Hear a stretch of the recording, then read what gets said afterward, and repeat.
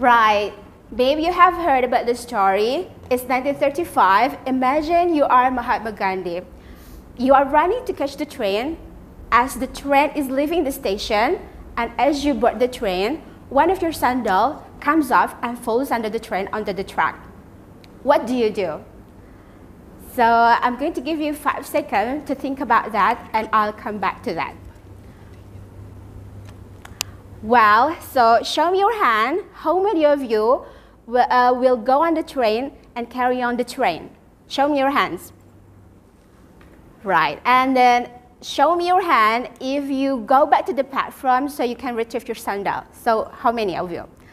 All right, fantastic. Well, let me tell you what Gandhi actually did. What Gandhi did, he threw off the remaining sandal under the tree, and when his companion asked him, "What did you do that?" And then Gandhi replied, "Whoever finds them has a pair of sandals to wear them." So from this story, we can take some point that we can learn something from that, from the story. It's about value, it's about compassion, it's about thinking under the pressure, showing there's always an alternative to fight back or to flight. So today we have 2 amazing speakers who's going to share with us about how to have the strong mentality for young generation. So for the first speaker, let's give a big hand for Ega Nurfadila. I'm a private English teacher. I teach privately.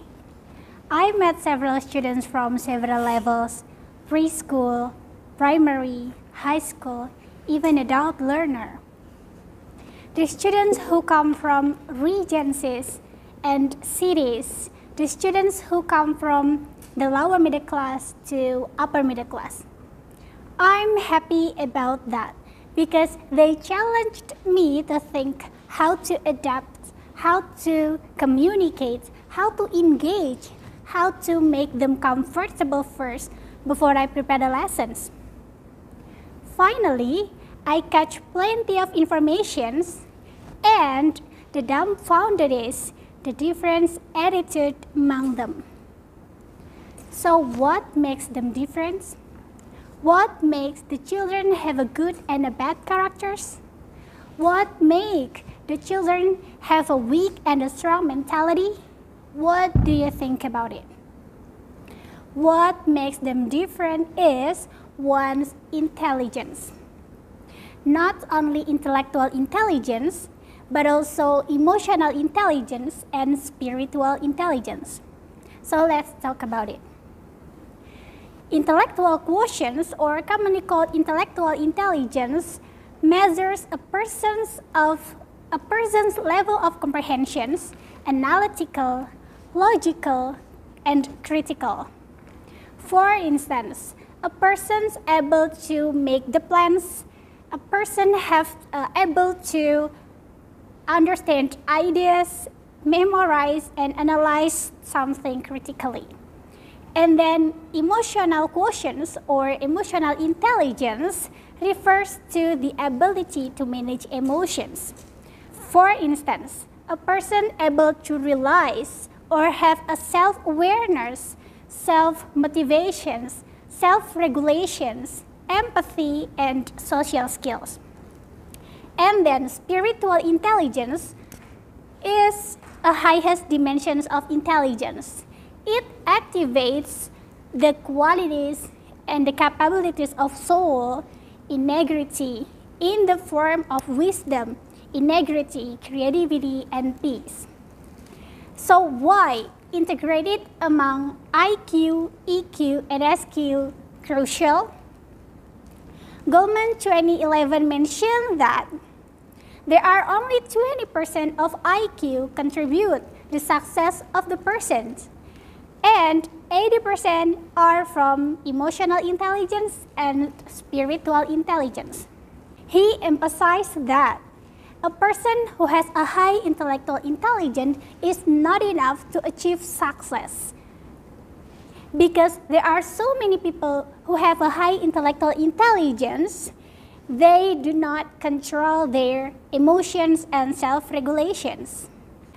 Then, these are several recent cases have shown in school areas. And sadly, these cases have occurred for a long time and still exist today. Please have a look in this case. Stabbing of the teacher by students at Islamic Senior High School, Demak. Long story short, the student felt hurt because he got a low score and couldn't take the exam. Finally, he stabbed of his own teacher. Then, please have a look another case, bullying of the students at Junior High School Cilacap. Even though the student is an outstanding student in his school. So why did it happen? It shows that he has a high intellectual intelligence. Instead, he has a low emotional intelligence and spiritual intelligence. To sum up, the integrated among IQ, EQ, and SQ must be balanced or must be integrated so that the students or the children have a good character and a strong mentality. Tony Buzan mentioned that the human brain is like sleeping giant. There are so many functions and roles that are not actually maximized. And EQ helps a person associate the new information with what they have learned, either experience or informations. It will be concluding that the integrated among IQ, EQ, and SQ must be integrated.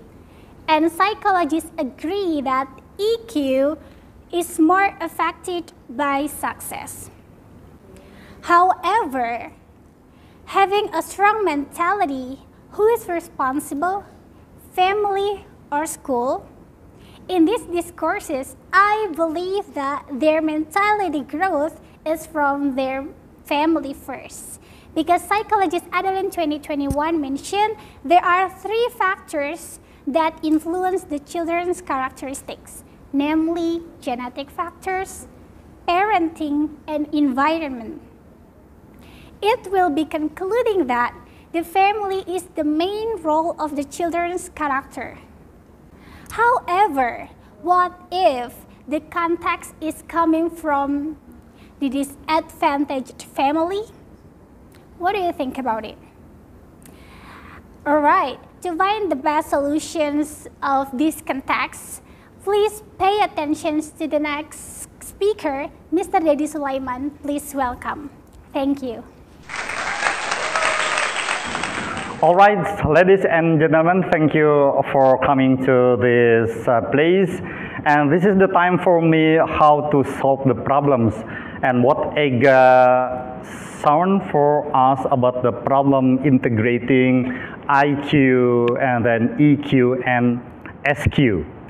Yeah, this is our problem, especially in our school, in our environment. Well, the first thing first, I have the idea of collaboration. The first is collaboration between family and school, okay? Before I am telling you about family and school, I would like to have the idea of God's curriculum, okay?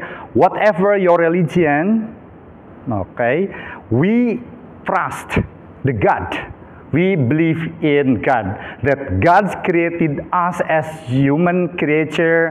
We have the curriculum. God has the curriculum for human to be a successful man or woman. Okay, and this is impossible that our God do not have a curriculum for us as human. So first, I have the idea that we are the teachers, the lecturers, the educators. We have to believe in God's curriculum. Whatever man or woman, if they can run God's curriculum, they will be successful. And then we come to the collaboration between family and school. All right, ladies and gentlemen, let's see about the collaboration.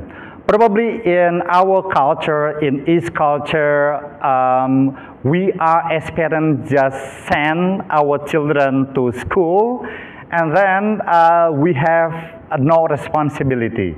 Please don't think like that, because we are as parents, we have also the curriculum how to make our children to be better than us. So this is the collaboration between family and school. We have to know each other. The school need to collaborate with the family, because we are as parents, we are part of the family. We know our children.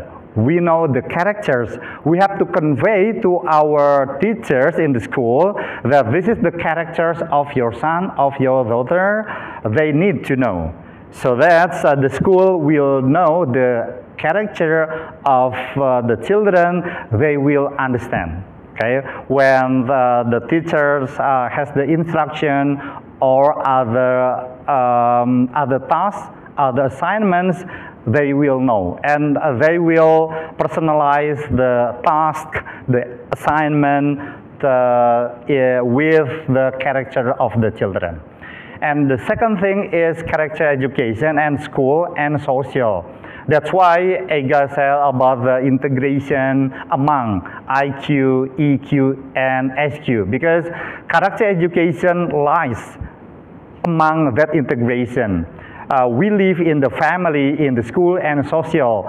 We have to be a good man and woman in school, in family, in social. We cannot deny that we have to be good people in school or just in family, not in social. We have to be better. We have to be a good people in those three places: family, school, and social. Well, the next one would be the solution is self-development. Ladies and gentlemen, teachers, educators, we have to realize about the self-development. We don't have any task, assignment, a lesson plan, lesson. That is our task, our obligation in school. But think about self-development. Children has different hobby. Children have different talent. We have to adapt. We have to personalize the talent, the hobbies to have to grow, to have the self-development. So family, probably we are as parents, we have the program to give our children in dancing, singing, piano, guitar. We have that program. And also in school, we don't have any academic task, academic assignment. We have to know about the hobby, talent that is called by self-development program. And then the next point would be overcoming the bullying and conflict. Okay, we are as parents in our home, and you are teachers, educators in school. Probably we need to teach, we need to guide how to overcome the conflict or bullying. This is our responsibility together. As parents, as teachers, as educators, we have to guide how to solve the problems. We cannot let the children solve the problem themselves. This is not good because they do not have experiences to overcome the bullying or conflict or problems. We have to teach them. We have to guide them to have the peaceful solution. And then the social activities and community service. Yeah. As part of social creatures, we have social activities. Whether this is not easy for teaching our children in this super modern era because they have their own gadget, but still we are as parents, as educators, as teachers, we have to responsible about their social activities and community service. And then about listening and understanding students. Ladies and gentlemen, this is the most parts of our solution, listening. Probably in our lesson, in our subject, listening, okay? This is easy to listen. The most important thing for us as parents, as teachers, educators is how to listen. Probably most of us want to be heard by our children, by our students, but we have to listen. Okay, as a parents, as educators, we have to listen to our children, not to speak more, but to listen more also to our children and our students in home, in school, and understanding their needs. This is not our need as parents, as teachers, but we have to understand their needs as well. Well, this is the poem by Dorothy Low Notes.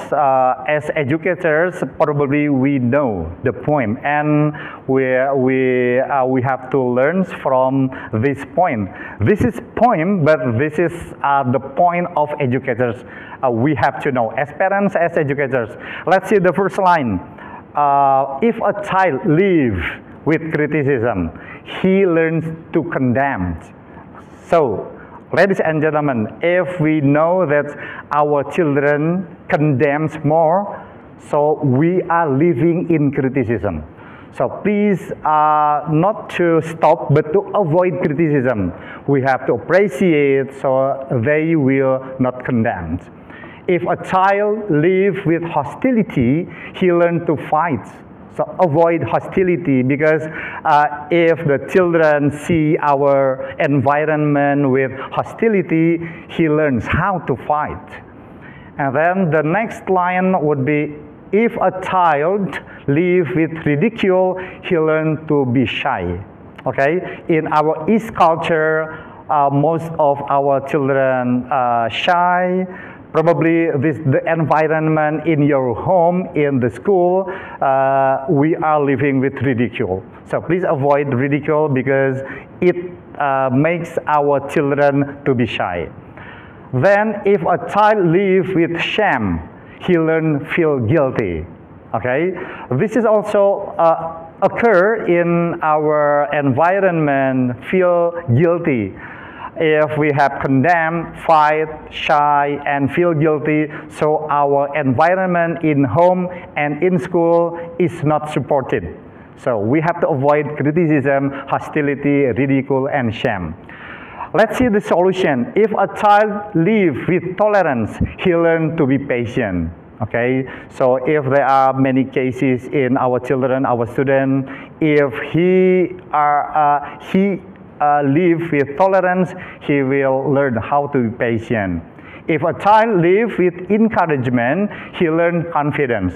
That's why I think this is our lack in our education, that our children will be confident. I have the idea of the layout of the school. Not to be one teacher in the front of the class and there are many students in the table and the desk. We have to have the rounded table, so they will feel the same place and they will be confident. Let's see the next one. This is the solution. If a child lives with pride, he learns to appreciate. You know, ladies and gentlemen, if you are as teachers, you oftentimes ask your children, okay, everybody, do you have any question or statement? It will be silent, right? Because, you know, some of us, of the teachers, will be blamed that if someone's answer is not based on your answer, you will say, that is not the answer, that is wrong. So there is no appreciation. It should say that, okay, this is 70% right. And then anybody want to complete the answer from 70, and if someone says something, okay, 75, 80, and complete, how we appreciate. So the class will be different from the class before. So don't blame our children. Just praise them. He will learn to appreciate. If a child lives with fairness, he learns justice. If a child lives with security, he learns to have faith. And then if a child lives with approval, he learns to like himself. As what Ega said, that we have many cases in bullying. Probably he or she doesn't like himself. So our environment in your home, in your house, it needs approval. And the last one is, if a child lives with acceptance and friendship, he learns to find love in the world. This is a very essential love, because with love we can grow, we can develop our science, our knowledge, and our condition to be better. I think that is the solution. I hope it will be useful for you, it is significant for you, and this is our responsibility to make our worlds better. Thank you very much. Dedi Sulaiman.